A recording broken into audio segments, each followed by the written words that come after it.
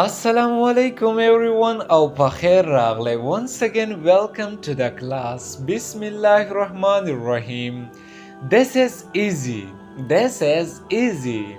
دا آسان دی. This is easy. دا آسان دی.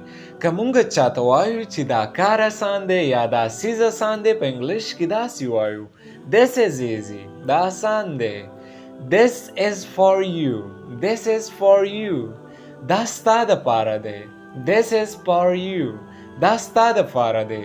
که مونږ چاله څه ویسو یا تحفه ویسو ورته وایو چې دا ستا د پاره دی، په انګلیش کې داسې وایو This is for you.